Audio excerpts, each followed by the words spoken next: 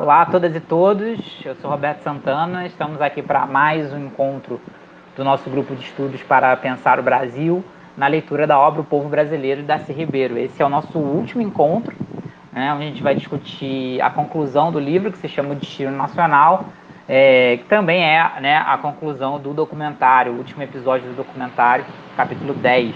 Né?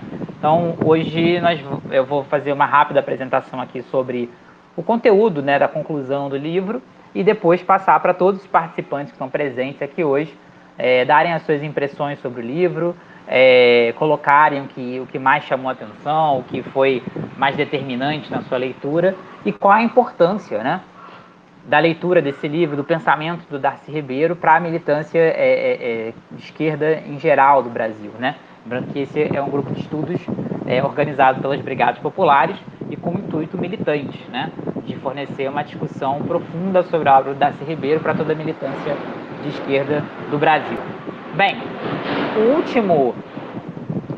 a última parte do livro, que é a conclusão do livro, né?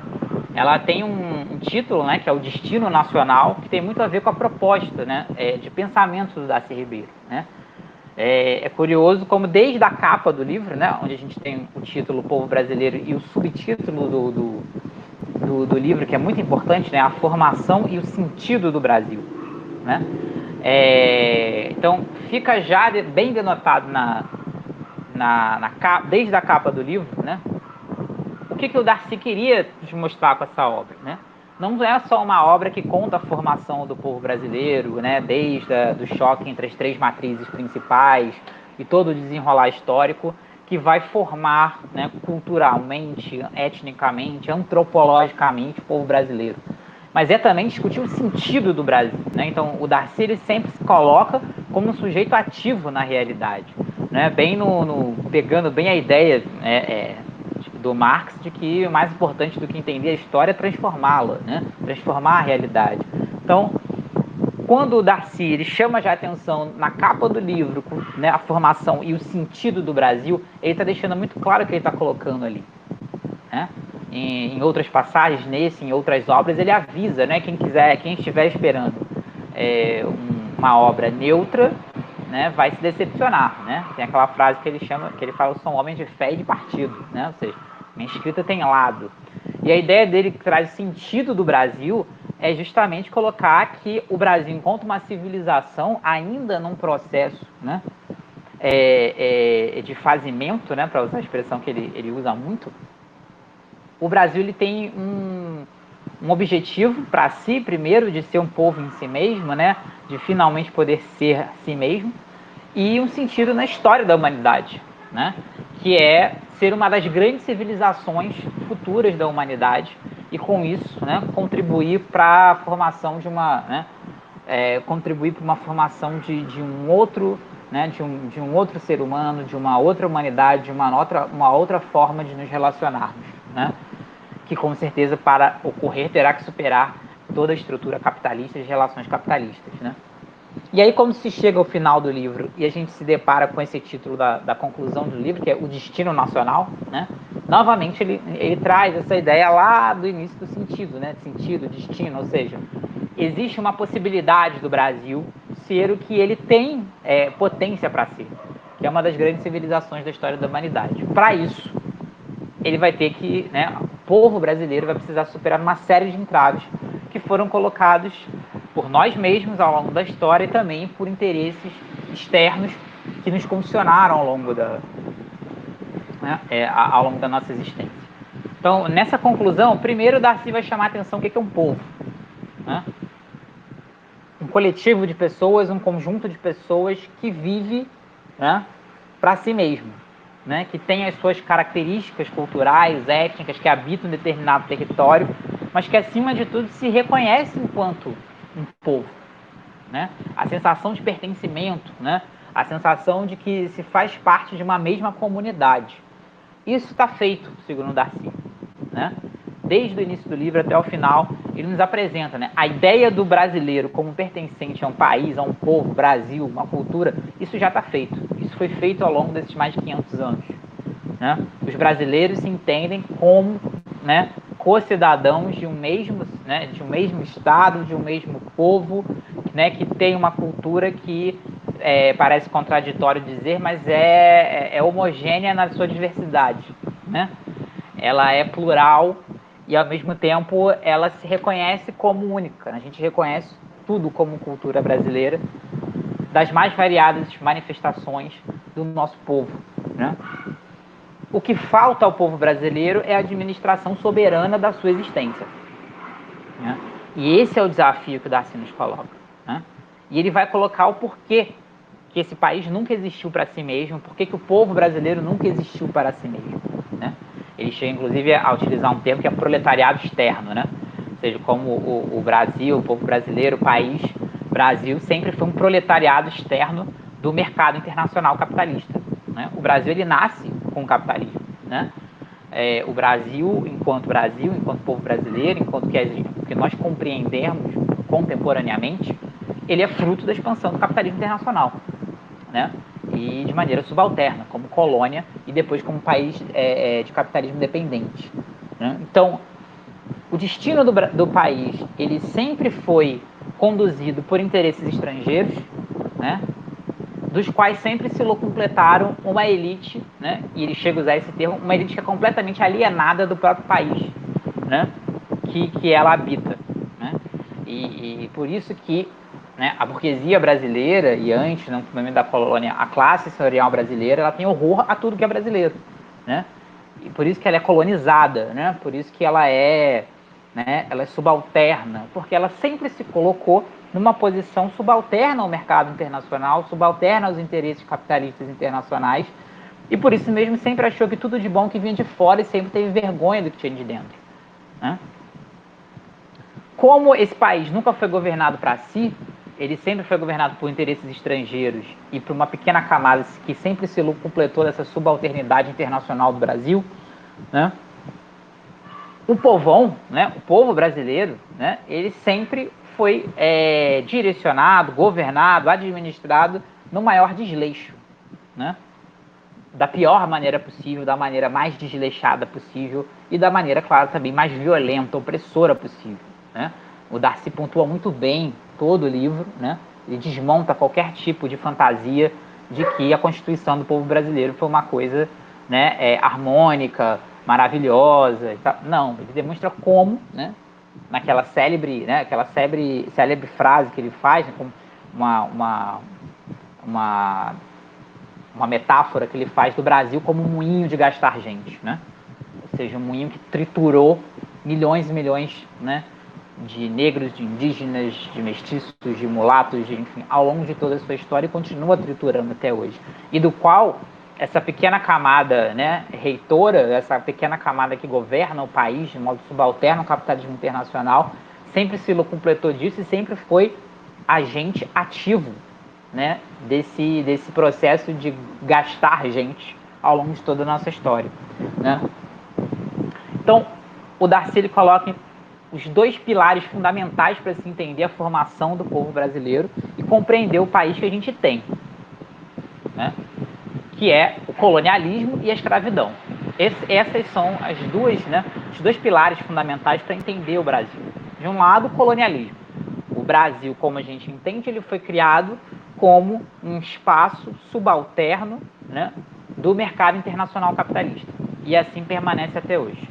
Do outro, a forma como se estruturou essa sociedade internamente, a partir dessa posição que ela tem, né, no sistema mundo internacional capitalista, foi a mais cruel, bárbara, né, possível, que foi a escravidão, a desumanização de seres humanos, né, e que deu numa sociedade que tem como a sua principal característica a desigualdade, né? Ele diz e aponta isso na conclusão, todo o livro, né? Como a sociedade brasileira ela é muito marcada de um lado por uma opulência, né? Uma opulência gigantesca, né? Principalmente daqueles que podem usufruir dessa opulência, e do lado uma penúria, né? A mais atroz possível, fruto de uma sociedade violentamente desigual, construída historicamente, né? Então, colonialismo e escravidão são os dois pontos que explicam o povo brasileiro, né? E aí, dentro da formação desse povo, ele trabalha com a ideia, né? Aí já trazendo um pouco mais para o lado de antropólogo dele, né? A formação dessa identidade de brasileiro vem primeiro de um processo de transfiguração étnica, né? Que ele fala, ou seja, etnias que deixaram de ser o que elas eram originalmente, porque num processo brutal elas foram impedidas de serem si mesmas e foram destruídas, né? Etnicamente, culturalmente, né? Ele chega a falar que o Brasil ele desindianiza os índios, desafricaniza, né, os africanos e de alguma forma ela também deseuropeiza os europeus, né? Ninguém conseguiu permanecer a mesma coisa que originalmente era quando em contato no Brasil. Sequer, né, inclusive a gente viu isso no último encontro, principalmente quando estudamos o Brasil sulino, né, sequer os imigrantes, né, aquela leva de imigrantes europeus, japoneses e tal, da virada do século XIX para o XX, sequer eles conseguiram se manter a mesma coisa, né, foram sendo absorvidos pela essa brasilidade, né. Mas ele chama a atenção que a identidade brasileira ela surge da ninguémdade, né? Esse cara que era ninguém, esse cara que era fruto do entrechoque, que nasce do entrechoque entre as matrizes civilizacionais originais, né, que comporam o povo brasileiro, né, indígenas, africanos, europeus, mas que não vão se reconhecer mais como índios, nem como africanos e não vão ser reconhecidos como europeus pelos europeus, né? Eles precisavam criar uma identidade para si. Essa identidade brasileira surge justamente dessa ninguémdade. Eles eram ninguém. Para deixar de ser ninguém, vir a ser alguém, cria-se identidade de brasileiro, né? E aí dentro dessa ideia, né, de criação de uma nova identidade, no pensamento do Darcy se cria um povo novo, né? Que ele chama a atenção, inclusive comparando com outros povos das Américas, né, que também estão nesse processo de entrechoque entre civilizações que vai dar, principalmente na América Latina. Ele faz algumas comparações, né? Quando ele olha, por exemplo, o México, ele olha a Bolívia, Peru, né? Ele diz que aqueles povos são diferentes. Eles são povos, ele chama de povos testemunhos, né? Ou seja, eram altas civilizações indígenas que vão ser derrotadas, né, na invasão europeia, porém muito da sua cultura e da sua forma de relação fica viva, né? E o drama dessas civilizações é justamente esse, que fica viva essa parte, mas ao mesmo tempo as relações sociais capitalistas vão sendo impostas de cima para baixo e isso responde à realidade desses, né, desses povos, dessas nações. São povos testemunhos, são diferentes, né? Ele também vai diferir daquele que ele chama de povos transplantados, né? Que ele diz que é só uma cópia mal feita de alguma coisa que já existia na Europa, né? Ele vai chamar, por exemplo, Estados Unidos, né, Canadá, são países que nada mais são, ele fala, filhos bastardos da Europa, né?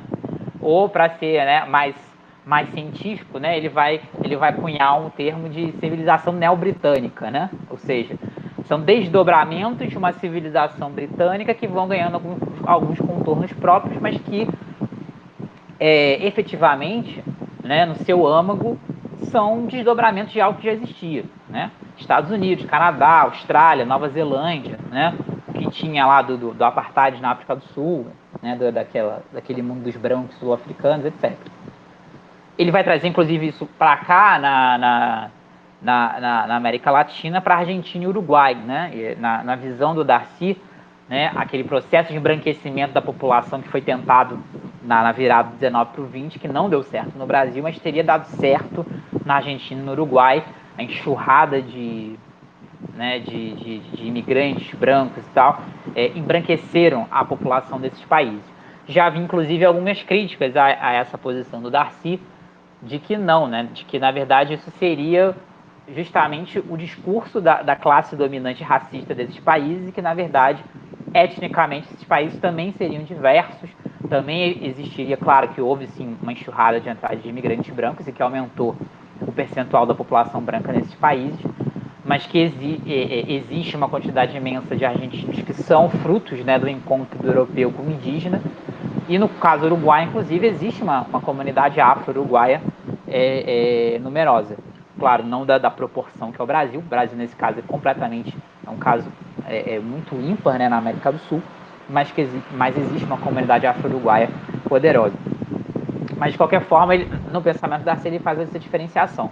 E ele chama para o povo novo, que é o povo novo? O povo novo é aquilo que não é mais só uma continuidade de uma antiga matriz, mas também não é um povo testemunha, ou seja, não eram os indígenas que aqui estavam, entraram em choque com o capitalismo, mas mantiveram, isso não se manteve na maior parte, é a constituição de uma nova humanidade, né? Ele vê isso também em outros países da América Latina, Colômbia, Venezuela, etc.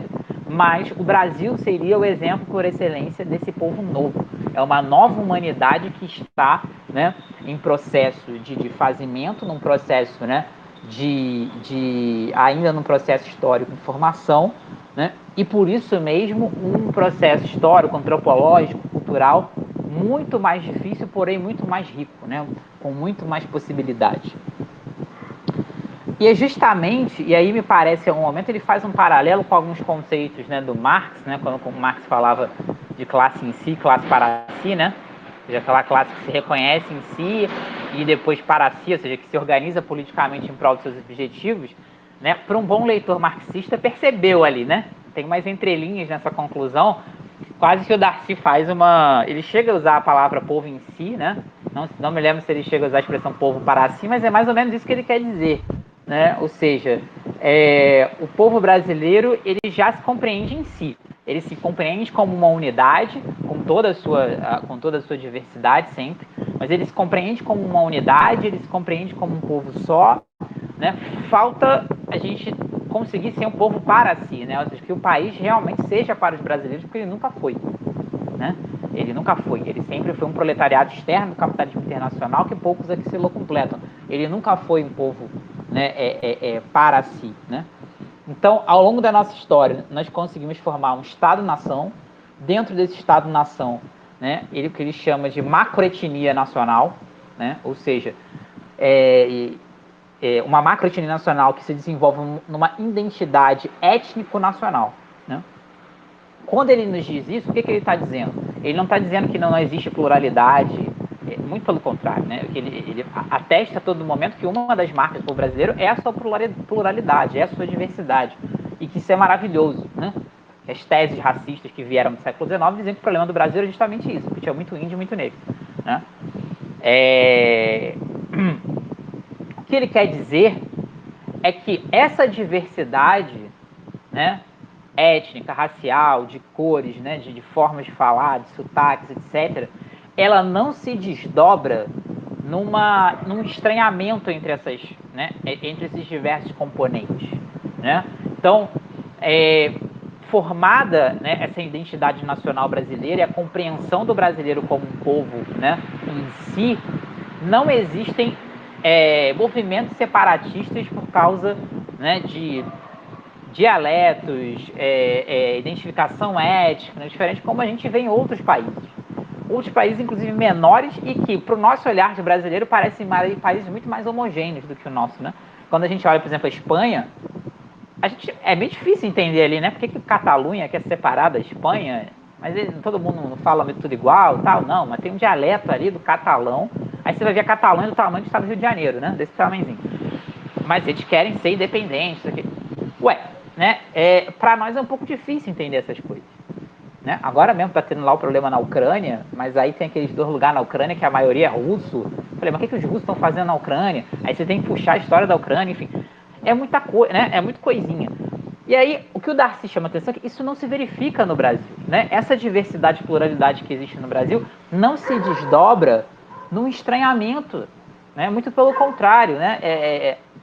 Parece que essa diversidade é justamente nisso que o brasileiro se identifica. E é isso que dá a ideia de nação e de povo, né? Porque a nação, acima de tudo, né? Inclusive no último episódio da série, um dos intelectuais que dá o depoimento lá fala isso, né? A nação, antes de tudo, para além do Estado, para além das fronteiras, etc. e tal, para além de tudo, a nação é uma comunidade, né? Só existe nação a partir do momento que todo mundo se entende que faz parte de alguma coisa, né? Me parece que, por exemplo, os catalães não acham que fazem parte da Espanha, né? Eles não se sentem parte disso, né? Os russos lá do leste da Ucrânia não se sentem parte da Ucrânia, né? No dia lá que o Putin disse que ia reconhecer, a gente viu as fotos das pessoas comemorando na rua com a bandeira da Rússia, né?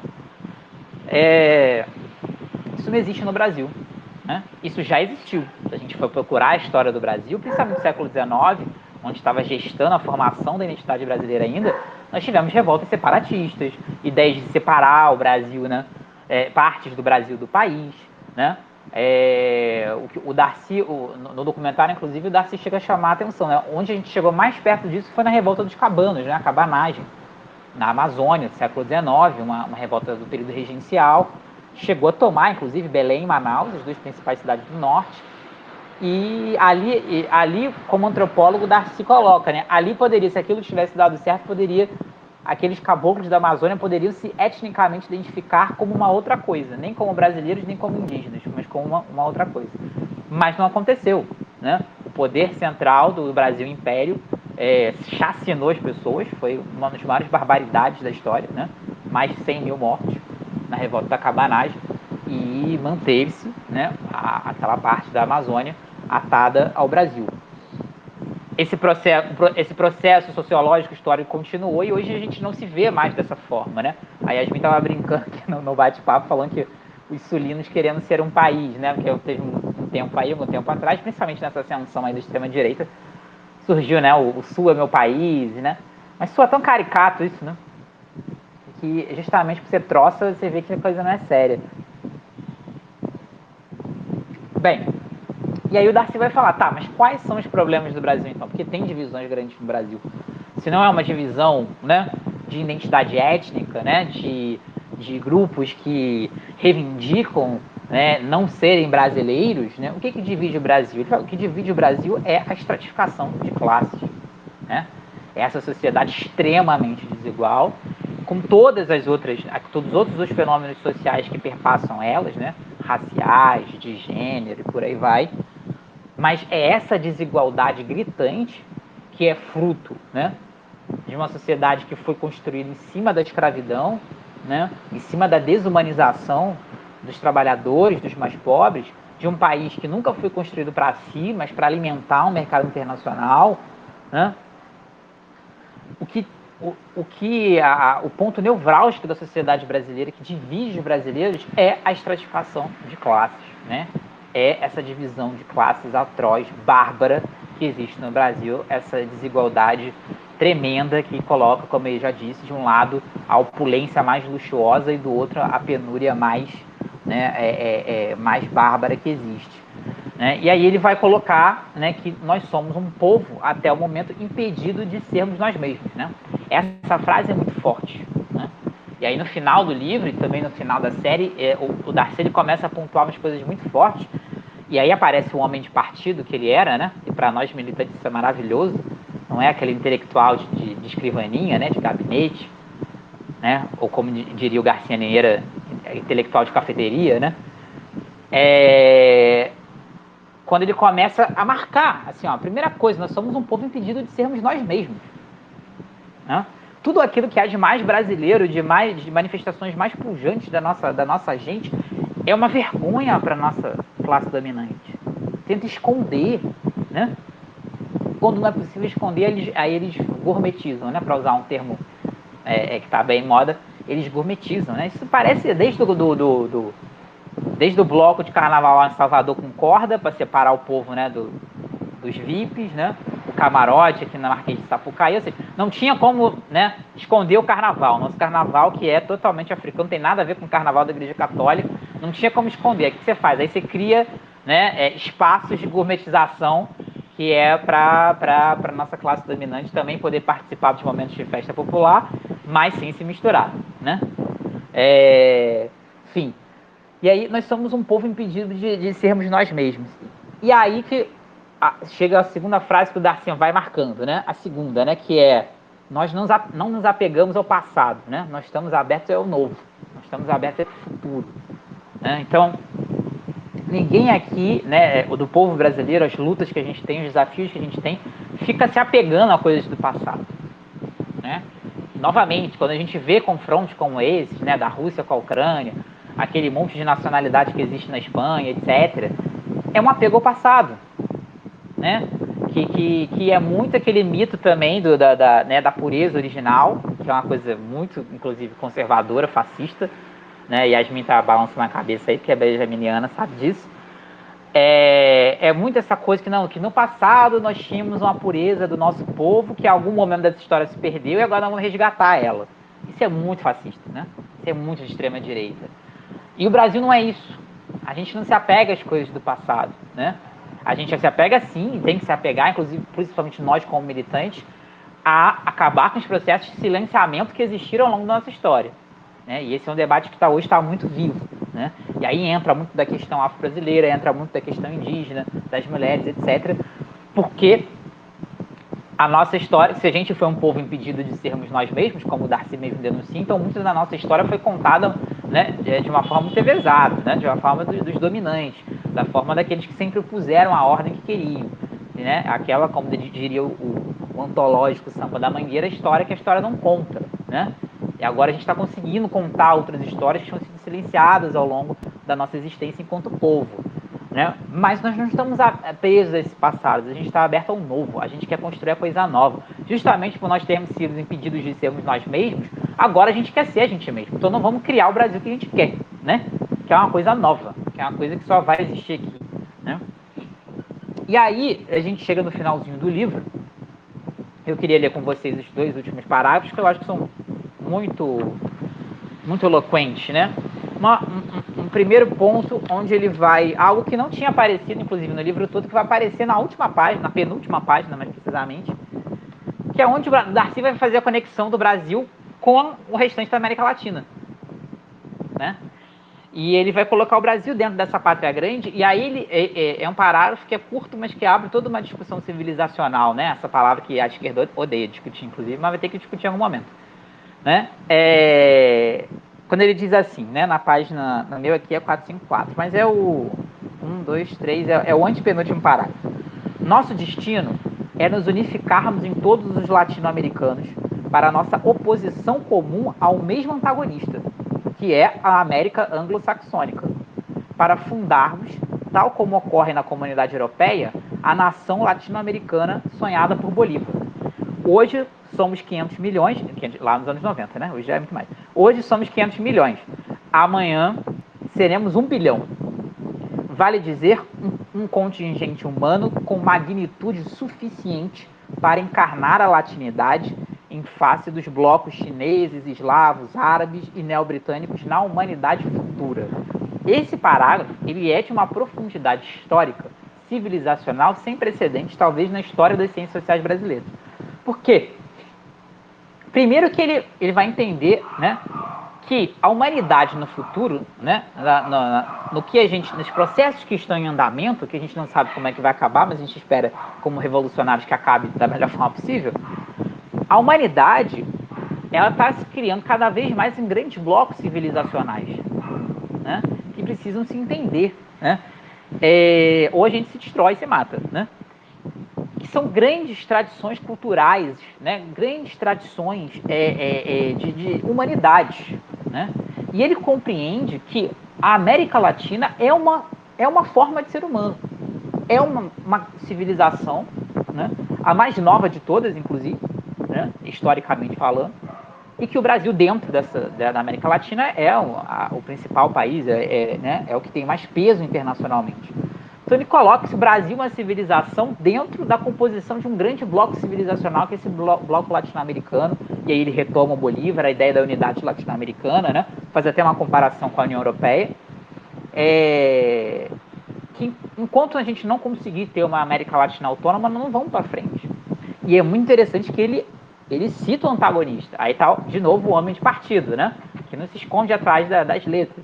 Tem um antagonista, o antagonista é a América anglo-saxônica, então ele faz a denúncia do imperialismo, ele faz a denúncia que há interesses forâneos de que essa unidade latino-americana, né, que esse papel que o Brasil deve desempenhar no mundo tem seus inimigos, né, e a gente não pode entrar candidamente nessa discussão.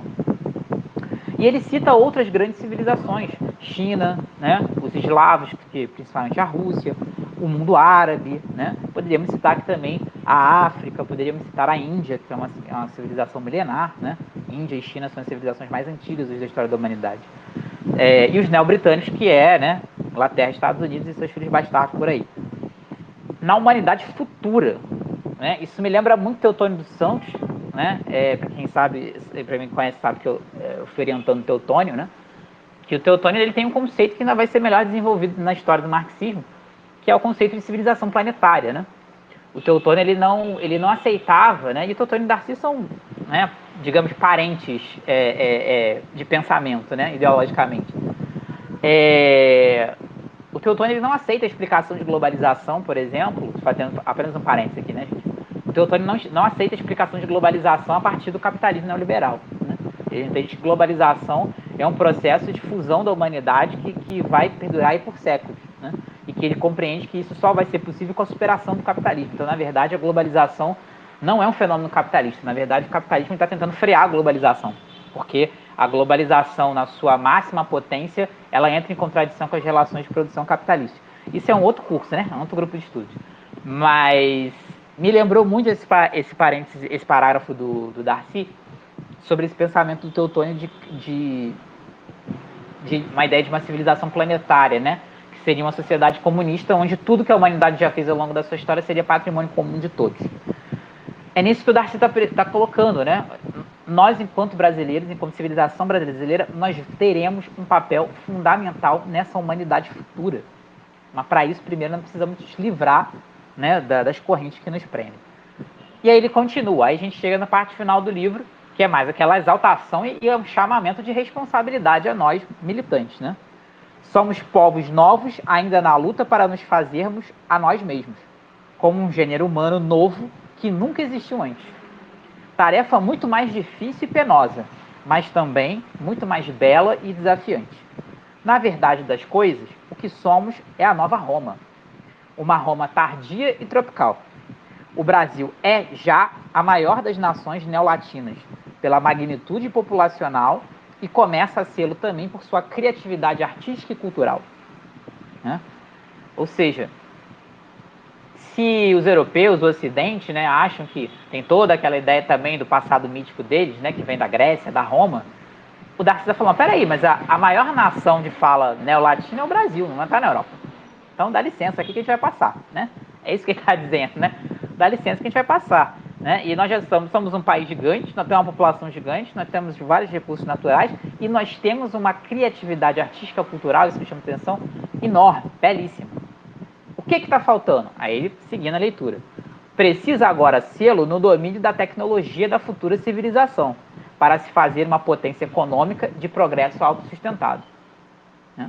Ou seja, se não dominar os processos produtivos mais avançados, né? Se não construir um Brasil para si mesmo, se não for um povo, né, um país soberano, não vai, né? E para nós que somos revolucionários, entendemos que só é possível no socialismo. O capitalismo independente não se transformará num capitalismo autônomo na periferia. Continuando. Estamos nos construindo na luta para florescer amanhã como uma nova civilização mestiça e tropical, orgulhosa de si mesma.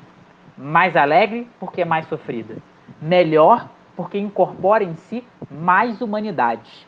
Mais generosa porque é aberta à convivência com todas as raças e todas as culturas e porque assentada na mais bela e luminosa província da Terra, né? E com essa passagem ele encerra o livro, né? E aí ele faz, para a gente encerrar, eu chamo uma frase que ele fala na série, tanto no primeiro quanto no último episódio. E acho que propositalmente a diretora colocou essa frase tanto no primeiro como no último episódio, que é inclusive uma passagem muito, muito darciniana e muito brasileira, né? Quando ele olha para a câmera e ele chama a atenção de você que está assistindo, né? Quando ele fala assim, a coisa mais importante, né? Presta atenção. Ele fala assim, né? Presta atenção. A coisa mais importante para nós brasileiros é inventarmos o Brasil que nós queremos, né? Então, aquilo é quase que uma convocação a nós brasileiros construirmos esse país que ele realmente tem que ser, né? E ele só vai ser quando as maiorias do povo brasileiro, essa maioria que é sofrida, como Darcy fala, ao longo da história, mas que também é criativa, também é alegre, tomar as rédeas desse país, e aí a gente vai poder construir o Brasil com a cara que ele realmente tem que ser. Essa é a tarefa que o Darcy nos chama, e essa é a tarefa que cada militante revolucionário, né, nesse país, que ama esse povo, que ama esse país, tem de construir a nova Roma, né, que vai ser, né, o Brasil e a civilização brasileira. Camaradas, é isso. Termina aqui a apresentação dessa última parte do livro. E agora eu vou abrir para todos vocês para que a gente possa fazer... Tem umas palmas aqui que eu nem sei de onde saiu. Nem sabia que tinha esse recurso aí. Vou abrir para vocês para que a gente possa debater. E hoje, como é o último dia, todo mundo, por favor, ligue a câmera na hora que for falar e se coloque. Não só para discutir sobre, né, a conclusão do livro, né, esse final, mas para que a gente possa discutir sobre o livro inteiro, né? O que a gente aprendeu lendo Darcy Ribeiro, o que a gente aprendeu debatendo aqui, não como intelectuais, que todos nós somos, mas como militantes revolucionários, né? O que a obra do Darcy e o pensamento do Darcy nos engrandece enquanto homens e mulheres que estão dispostos a mudar a realidade do nosso povo e transformar esse país. Então, abro aqui para quem quiser se manifestar, para que a gente possa fazer o debate. Obrigado. Eu acho que dava para fazer a rodada chamando, hein? Quem tá aqui, porque tem pouca gente, acho que dá para todo mundo falar, e aí também não fica o silêncio entre uma fala e outra, o Roberto esperando alguém falar. Bora lá, Roberto, tu que chama aí, vai chamando. Não me chame primeiro, não. Eu ia falar, você que é coordenadora do curso, que deu a ideia, porque esse curso existiu por causa da Yasmin, que a ideia foi dela, não foi minha.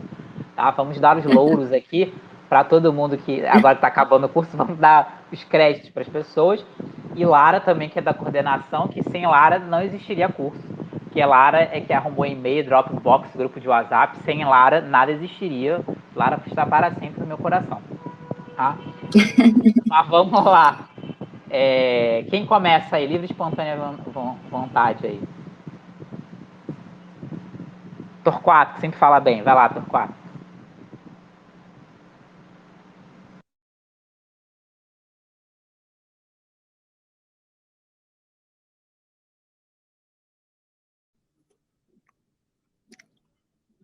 Cadê? Não estou ouvindo, Torquato. A gente não tá nem te ouvindo, nem te vendo. Eu tô vendo Torquato, mas não tô ouvindo. Jogando tarefa para os outros.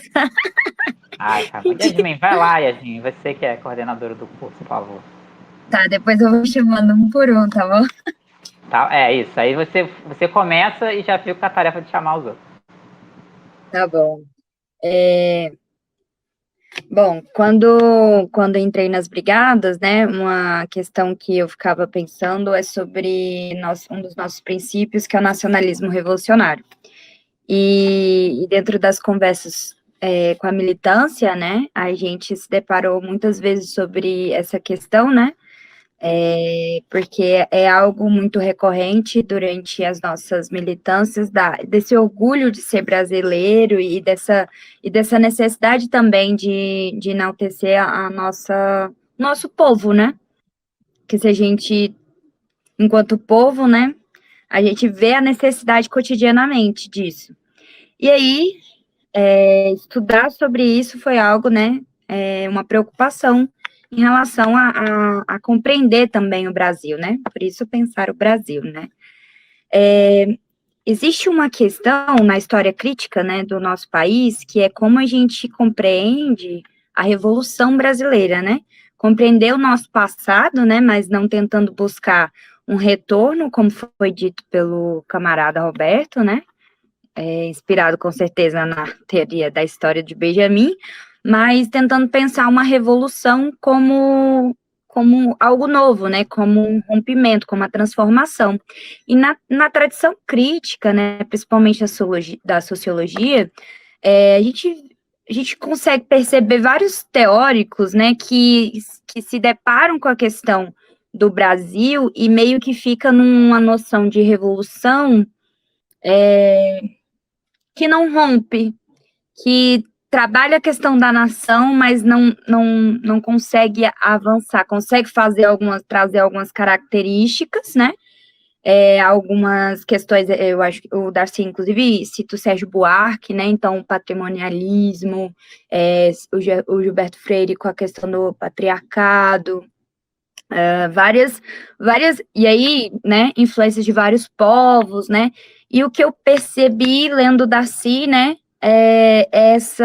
esse não medo dele tratar do passado, mas ao mesmo tempo que ele está tratando do passado, tentando pensar o novo, né? E sem medo de pensar o novo. Eu acho que, inclusive, eu acho que ele é um dos autores mais julgados, né? Que ele avança. Eu acho que eu percebo, né? Diferente de alguns autores da nossa crítica, né? Dos intelectuais críticos do Brasil, eu percebo essa diferença nele, né? E aí, em contraposição, né? Eu estava mediando uma mesa hoje de manhã e acabei lendo um artigo sobre o Álvaro Vieira Pinto e aí o debate sobre o texto dele que se chama A Consciência e a Realidade Nacional, né? E um medo, e aí no debate, né, acabou aparecendo esse contato de quase não falar o Álvaro Vieira Pinto quase não falar do passado, né? E aí me lembrou muito esse texto, né, que a gente leu em relação a como que Darcy trata do passado, né? Isso para mim vai ser o diferencial.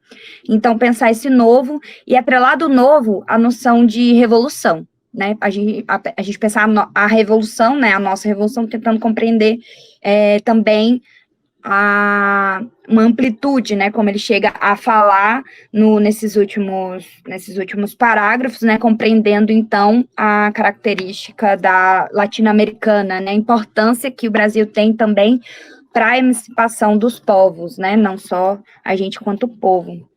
Então, acho que fica, para mim, né, fica essa questão que eu ainda pretendo aprofundar, né, mas esse potencial no Darcy de atrelar o novo e pensar ao mesmo tempo a revolução.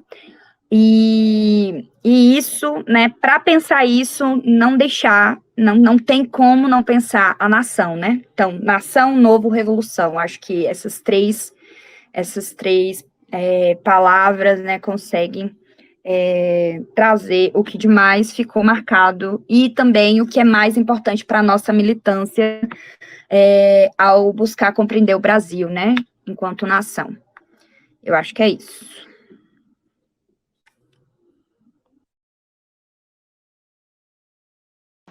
Gabriel aí, ó, pediu para falar.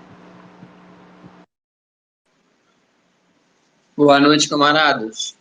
Bom, fazendo um pouco algumas reflexões aqui, né, junto com as falas que me antecederam aí, da Yasmin e do Roberto, né, eu penso que tem duas questões aí que eu queria, né, em especial tratar, uma mais relacionada a esse último capítulo, né, que me chamou muita atenção, achei uma provocação que o Darcy faz muito boa, e uma outra mais geral sobre o nosso curso e o que a gente, né, precisa pensar enquanto militantes dessa experiência, que também ele trata nesse capítulo, mas que é mais geral, né? A questão mais específica que eu queria ressaltar, né, e a gente mencionou, foi a provocação que o Darcy faz ao Sérgio Buarque, de Holanda, né? Que na obra clássica do Sérgio Buarque, ele atribui, né, a um comportamento cultural herdado, né, lusitano nosso, né, uma parte importante do nosso atraso, como se a gente fosse, nós brasileiros, né, fôssemos um povo desleixado, pouco rigoroso, enfim, ele bota todos os adjetivos dele, né, tentando pegar aqui. Sérgio Buarque seriam características nossas, a sobranceria hispânica, o desleixo e a plasticidade lusitanas, bem como o espírito aventureiro, o apreço à lealdade uns e outros, e ainda seu gosto pelo ócio, mais pelo ócio do que pelo negócio. Na mistura de todos esses ingredientes resultaria uma certa frouxidão e anarquismo, a falta de coesão, a desordem, a indisciplina e a indolência. Né? Quer dizer, tudo de ruim, né? Que nós, enquanto povo, teríamos herdado, por causa dessa herança lusitana. E o Darcy, ele faz uma inversão que eu achei fantástica, cara. Que ele inverte, ele mostra que justamente, né, se são essas nossas características enquanto povo, né, essas são grandes virtudes que a gente tem na medida em que, né, com elas a gente, ele coloca que a gente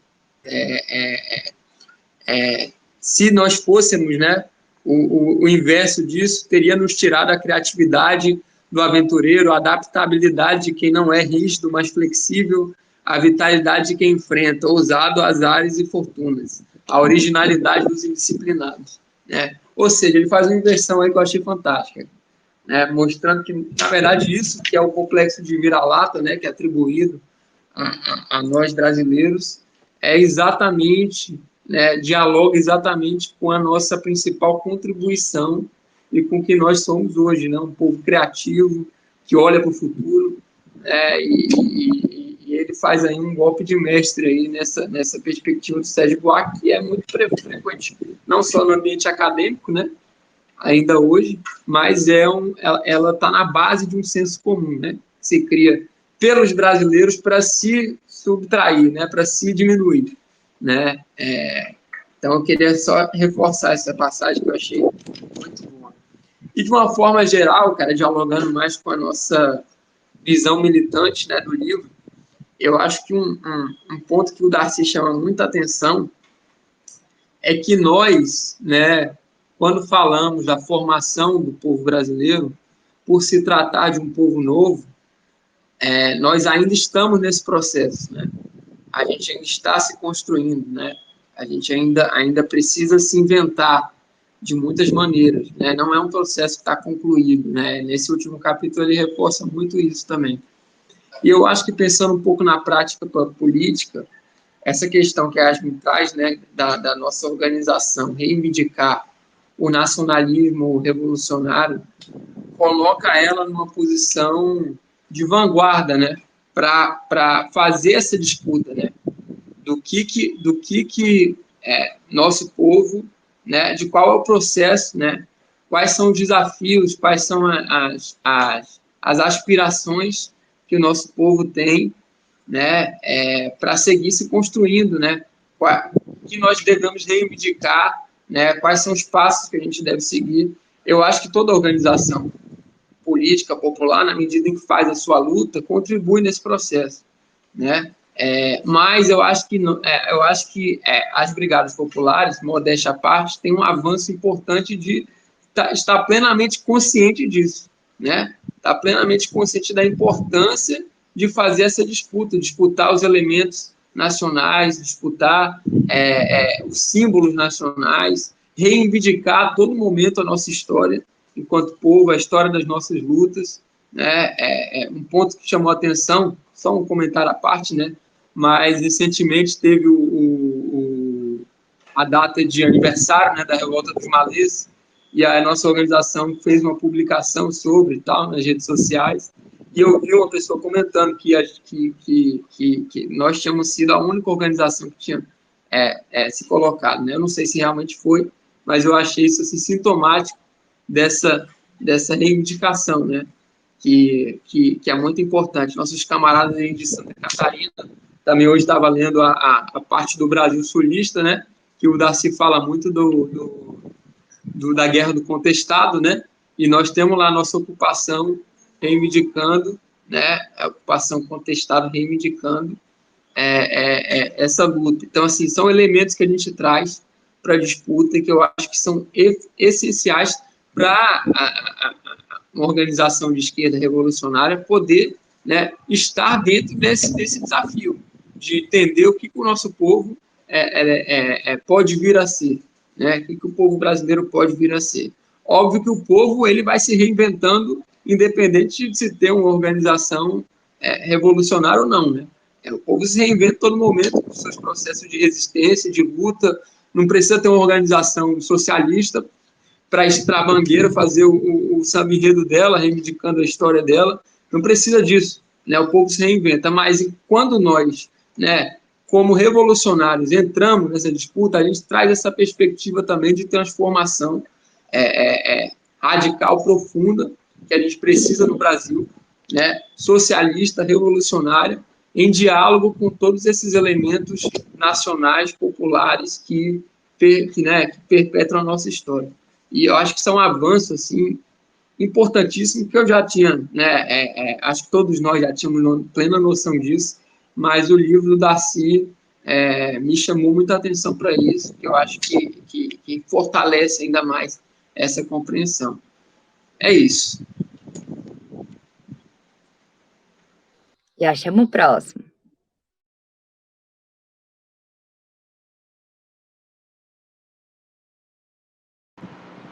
Não te ouço, Luiz.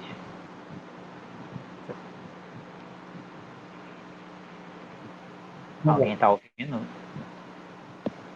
Peraí, acho que agora vai. Tá bom. Quer ir, Torquato? Tá no jeito agora? Agora já atrapalhei, né?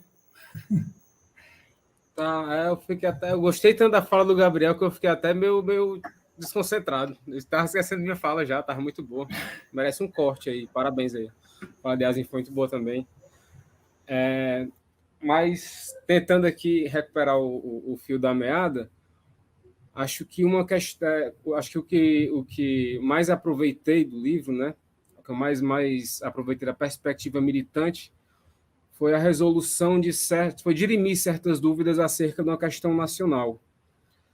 Como já citaram antes, o Brasil tinha uma tradição mais forte antigamente de intérpretes, tá? Intérpretes do que é o Brasil, ensaístas e etc., como a Yasmin citou, o Gilberto Freire, o Sérgio Buarque e afins. E só que todos eles, como o Gabriel também já falou, eles trazem uma perspectiva muito culturalista, como se o Brasil tivesse um defeito genético, né? Eu acho que essa perspectiva que outros autores trazem, elas são praticamente fatalistas. Eu acho que uma virada de chave que o Darcy faz é que a interpretação dele aponta para o futuro. Ele não aponta para um fatalismo que inevitavelmente vai se desembocar no reacionarismo, né? Esse tipo de fatalismo, como diz o Paulo Freire, etc. Não por coincidência, é o nosso senso comum, como o Gabriel falou, essa interpretação do Sérgio Buarque, né? Você liga na televisão, tá toda hora falando de patrimonialismo, que é o defeito brasileiro, que aqui no Brasil não sei o quê. O Darcy não, o Darcy inverte essa interpretação, não a partir de uma romantização, embora ele seja muito poético às vezes, né? Que dá até você fica até com medo, pô, esse cara também não tá esticando não, né? Da maneira que ele fala tão bonita, mas não de uma maneira romântica, porque ele está sempre com os pés fincados na história e na materialidade. Daí eu acho que isso é uma virada importante que o Darcy faz na interpretação do Brasil, pelo menos dos autores e autoras que eu já li, né? E isso, numa perspectiva militante, é muito importante, porque quando você se aproxima, né, das pessoas nas brigadas populares, ou seja, onde é que você vai militar, e você vai falar da questão nacional, da nossa história, por que a gente reivindica o nacionalismo revolucionário, esse tipo de nacionalismo esperançoso, nacionalismo não xenófobo, pelo contrário, não, o nacionalismo que ele é aberto a outras culturas, justamente pela sua Constituição, que foi uma mistura de culturas diversas, acaba colaborando para que a gente tenha muito mais força e elementos para trabalhar esse discurso, essa prática no cotidiano da militância. E aí, para terminar, eu acho que também o Darcy faz a contribuição importante na questão do... Como é que eu posso dizer? Fugiu a palavra agora. Da apropriação das nossas histórias, né? De uma perspectiva de interpretar a questão nacional, como falaram antes, de uma maneira de que ela está em fazimento, né? De certa forma, tem uns sensos comuns que a gente se depara, né? E às vezes a gente até pode cair neles quando está descuidado, né? Por estar meio desavisados, de que o Brasil ele não é aberto a novas culturas, não, ele é xenofóbico, a gente vê xenofobia, ele tem outros problemas que o Darcy aponta, não, ele não é separatista, né? E você pensa, não, mas tem lugares que querem se separar. E o Darcy resolve várias questões desse senso comum com uma análise muito profunda e de longo prazo. Então, acho que ele desmistifica certos sensos comuns que a gente vê por aí e às vezes pode até cair neles. Eu acho isso importantíssimo, principalmente quando a gente vai defender o nacionalismo revolucionário brasileiro para novos militantes, né? Eles chegam muito com essas dúvidas, esses questionamentos, essas certezas, às vezes. Então, essa questão antifatalista de dirimir as dúvidas acerca da nação brasileira, eu acho que são fundamentais. E a outra questão que eu achei muito importante e marcante também foi a constituição da identidade, né? Ele fala muito claramente como essa identidade foi marcada. ela foi marcada de uma maneira à base do ferro e fogo, né? À base do sangue, do moinho de gastar gente. Mas o fato é que ela foi feita, né? E ter esse entendimento, né? Ainda que seja uma história marcada por sangue, ela foi feita. E a gente, tendo esse entendimento, pode partir dele com muito mais clareza para os nossos objetivos futuros. Eu acho isso fundamental. Finalmente é isso, não vou me alongar, deixar outras pessoas falarem outras coisas. Obrigado pelo curso, Roberto, Yasmin, Lara, pela formação. Parabéns, foi excelente.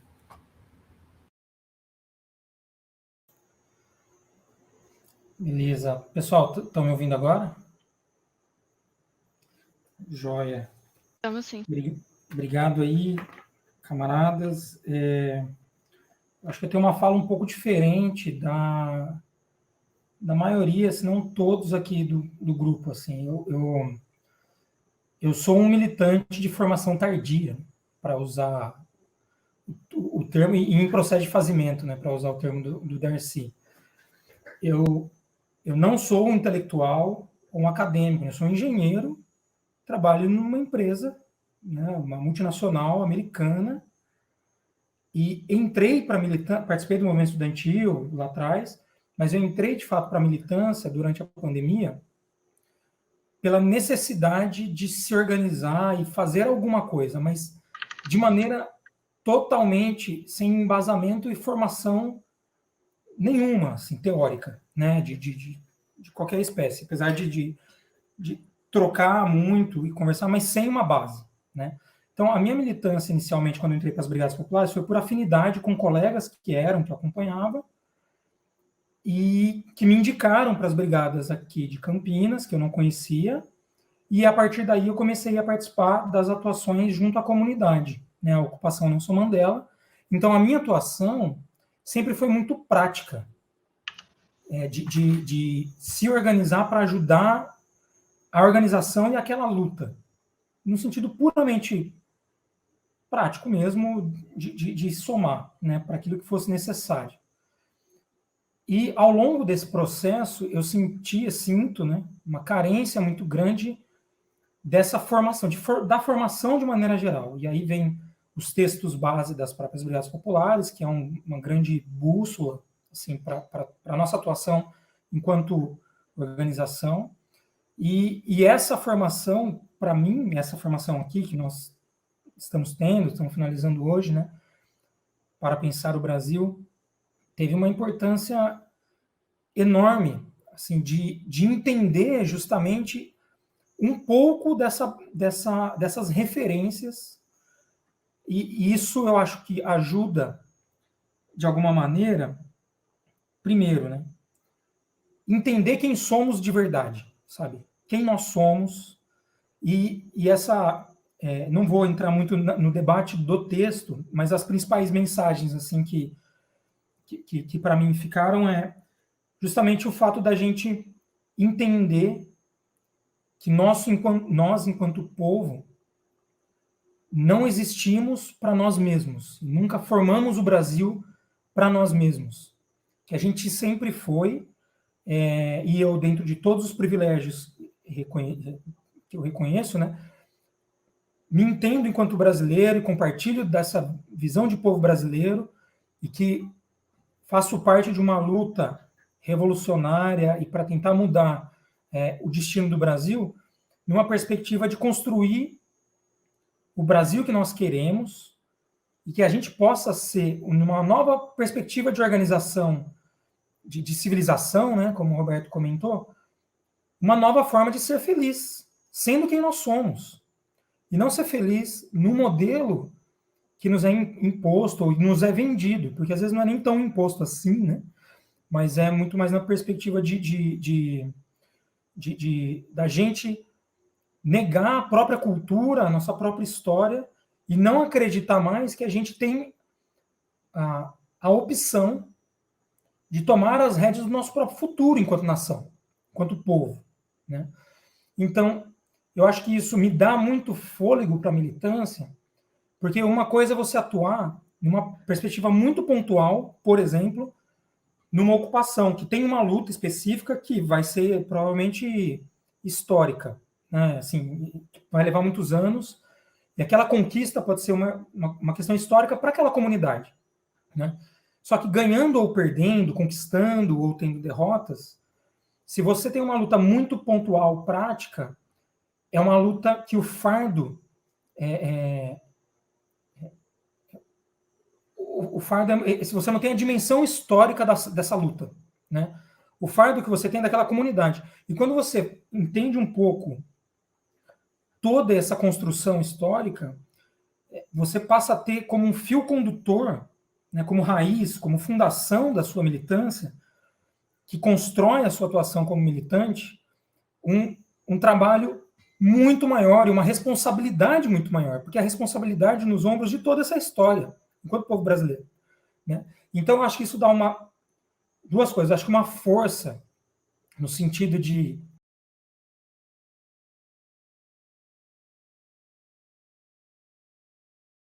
Luiz. pode ir lá? Então, acho que isso dá uma força para a gente,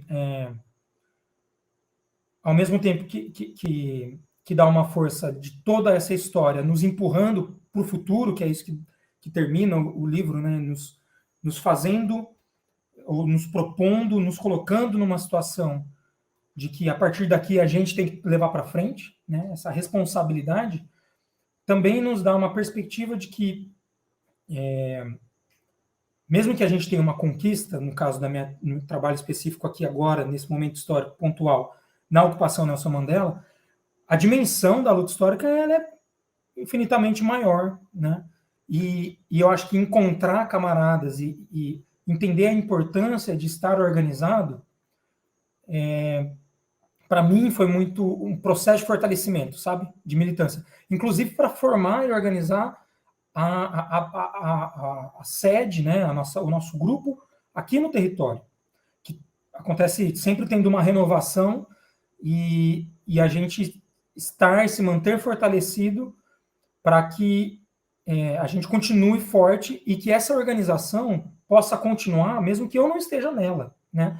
Mesmo que se por acaso por uma questão de trabalho precise mudar, a organização precisa continuar, a luta precisa continuar para poder fazer uma outra luta em outro território. Então, para não falar muito do texto, nem entrar muito na questão acadêmica assim do Darcy, que até nem poderia, né, diante de tantas falas aqui mais profundas nesse sentido, eu acho que para mim tem uma fagulha, assim, sabe, de militância muito maior do que eu esperava. Eu achei que ia ter uma formação. Então, acho que para mim foi bastante emocionante em diversos momentos da formação, de se sentir responsável, assim, né, e de sentir uma motivação, de fato, para continuar na luta. Então, acho que é isso. Muito bom. Agora Clara, falta você. eu. Ficou por último, né? Vocês falaram tão bem que fica difícil. Mas não sei nem por onde começar. O Luiz falou sobre... Pode começar a abrir na câmera, Laura. Abrindo a câmera e falar Ai, isso. gente. Então, eu abriria, só que eu tô no computador que não tem webcam. Se eu tivesse no outro computador, eu abriria, gente. Vou ficar devendo essa. Vai ser velho, hein? Você já conhece o cenário, então tá de boa. Então, eu também entrei nas brigadas na pandemia, né? E assim, o início da fala do Luiz, eu me identifiquei muito. O que me radicalizou foi a realidade, né?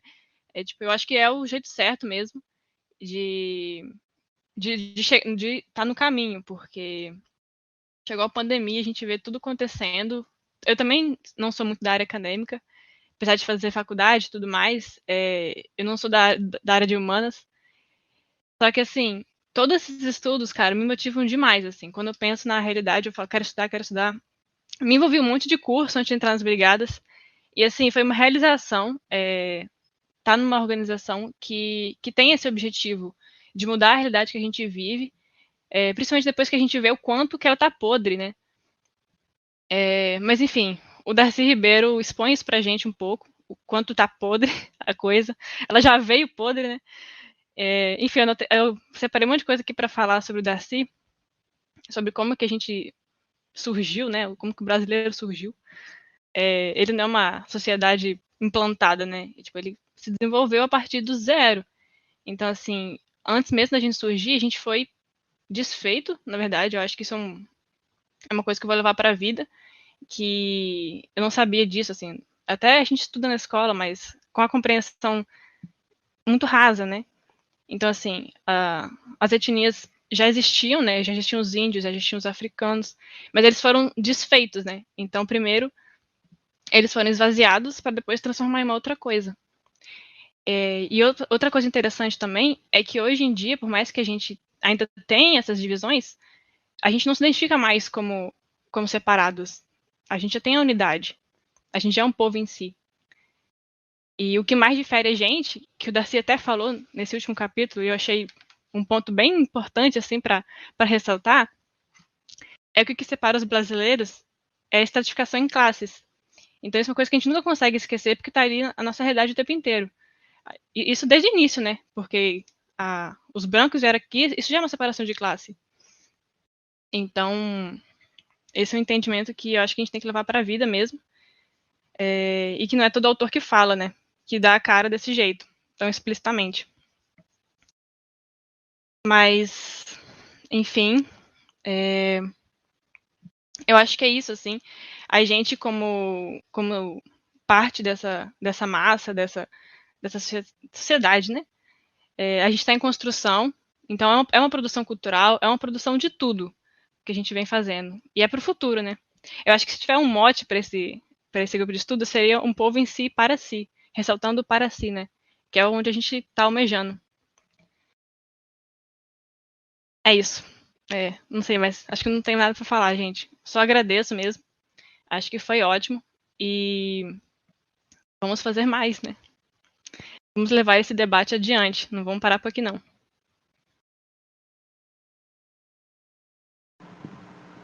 Boa, Lara. Então, eu acho que a fala, eu gosto muito de ouvir sempre a militância, e para mim que já estou nas brigadas há 10 anos, eu cheguei na fase da militância que eu gosto mais de ouvir do que falar. Assim. E principalmente gente nova, né? Eu não conhecia a Lara, eu não conhecia o Luiz, né? Conheci aqui no curso, e para mim é sempre um prazer a gente poder trocar ideias, né?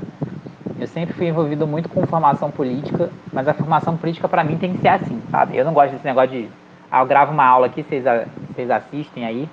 Poderia ser assim, mas eu não acho que isso é positivo, né? Eu acho positivo como todo mundo lê, todo mundo debate, a gente troca ideias, né? Cada momento um fica responsável por guiar guiar o debate, coordenar o encontro. Porque é isso que a gente vai aprendendo, né? Não é só ler, né? Ler, cada um pode ler em casa sozinho, né? Mas é justamente o encontro e a gente compartilhar as ideias, né? Pensar e nunca apartada da nossa prática militante, né? Isso aqui não é um curso acadêmico, né?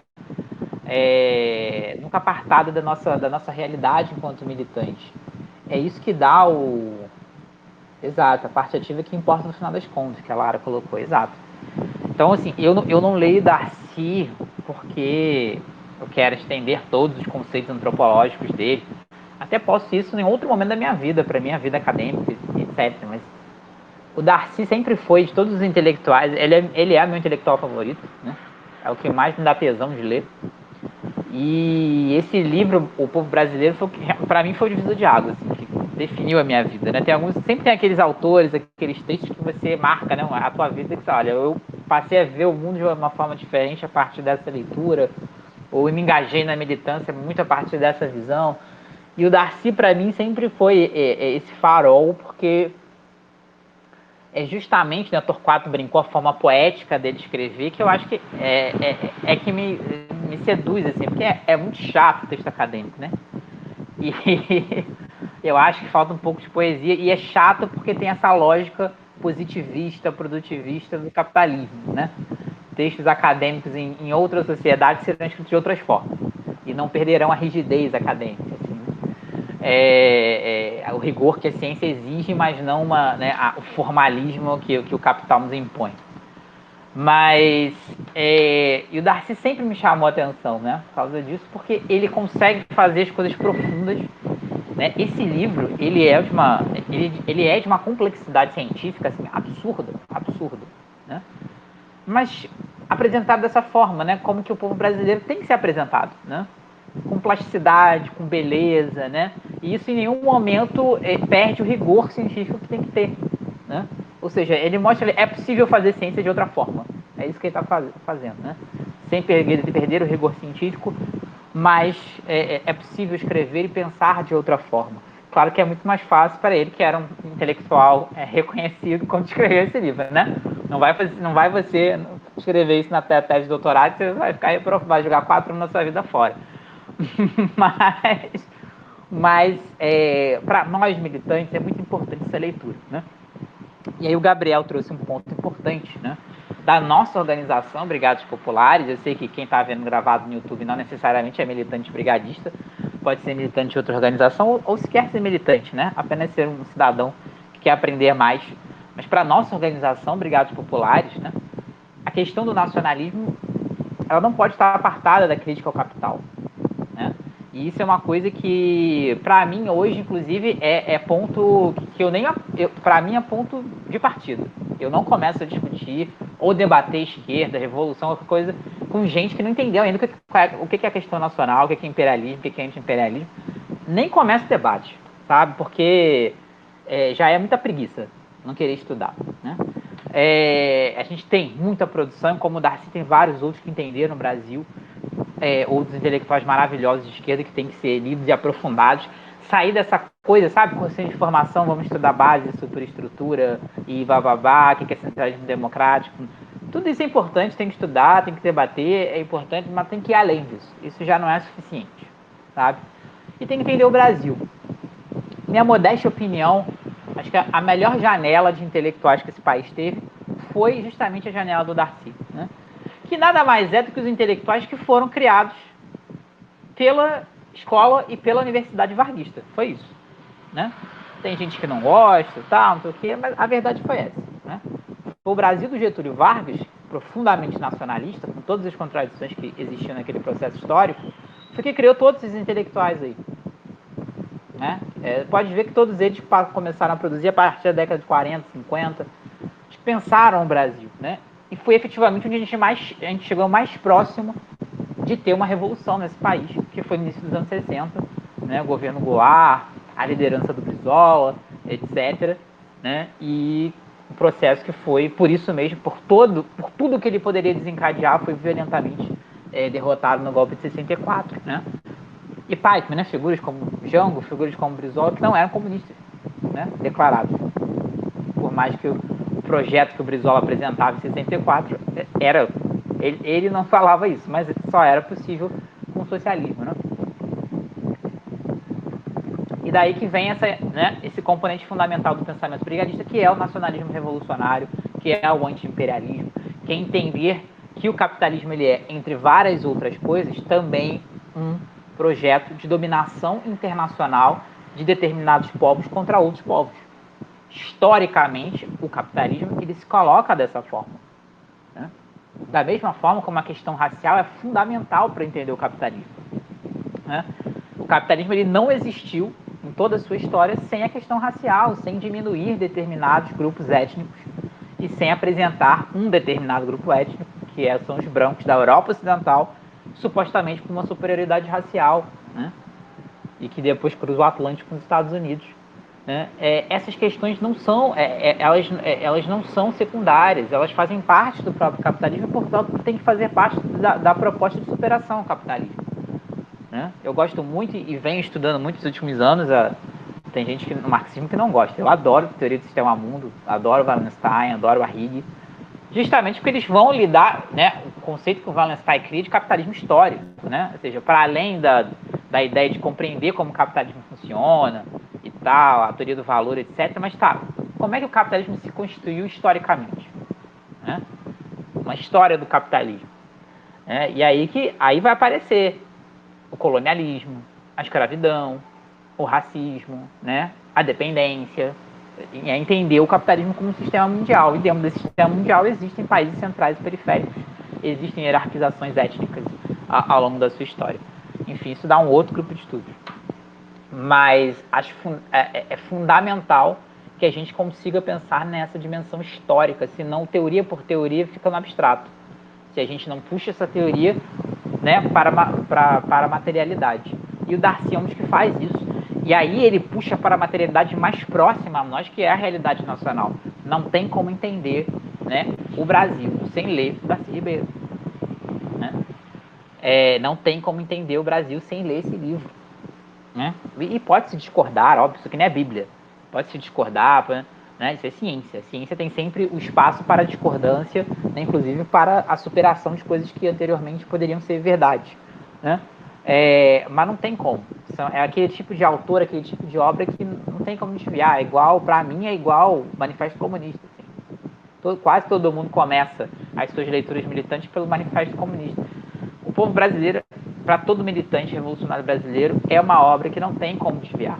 Vai ter que ler, vai ter que estudar, vai ter que fazer grupo de estudos, vai ter que debater com os demais, senão não entende o Brasil. Né? Porque não adianta ficar estudando a teoria do valor, a exploração, o imperialismo, e o Lenin, e o Mao. Tá, mas onde é que entra a festa junina nesse meio aí? Né? Onde é que entra o carnaval? Né? Tem que entrar, porque senão a gente fica falando de abstrações. Né? E aí por isso também que a gente não tem vergonha, né? E não tem nenhuma contradição em resgatar os símbolos pátrios. Né? Bandeira, verde e amarelo. Uma parte da esquerda considerável acha isso execrável. Aí é curioso que vai para a manifestação com a bandeira de Cuba. Né? As pessoas usam mais a bandeira de Cuba do que a do Brasil. Eu acho... Nunca entendi isso. Né? Mal sabe que a bandeira de Cuba é a mesma bandeira desde o século XIX. Sabe? E o Fidel não mudou a bandeira de Cuba, não. É a mesma bandeira de antes. Sabe por quê? Porque isso não tinha importância nenhuma. Processo revolucionário, a Revolução Cubana, a cor da bandeira, se o que representava era o quê, não tinha importância absolutamente nenhuma para os cubanos. O que tinha importância era mudar o país. E a Revolução Cubana é a Revolução Socialista profundamente nacionalista. Né? E para quem estuda a sociedade cubana, a Revolução Cubana, sabe o quanto o nacionalismo é importante para manter a coesão da sociedade cubana no projeto revolucionário. As pessoas vão para a manifestação com a bandeira de Cuba, né, e não vão com a bandeira do Brasil. Né? Mas a bandeira do Brasil é um negócio... Mas ninguém sabe disso, nem historiador sabe que a bandeira do Brasil, o verde é dos Bragança, o amarelo dos Habsburgo. As pessoas não sabem nem pronunciar Habsburgo, sabe? Isso não é importante. O mais importante, o povo já ressignificou que o verde é da mata, o amarelo da riqueza, muito mais bonito, muito mais darciniano, inclusive, essa interpretação da bandeira, né? Que o verde é da mata, o amarelo da riqueza, o azul é o nosso céu, que é bonito. O povo que fez isso. Isso é cultura popular e não precisa mudar a bandeira para isso. Né? O povo já mudou o significado dela. Se muda o significado de alguma coisa, já foi. Não precisa mais mudar a forma. Se o conteúdo já foi modificado, por mais que forma e conteúdo estão ligados, tá, Yasmin? Antes que você venha puxar minha orelha.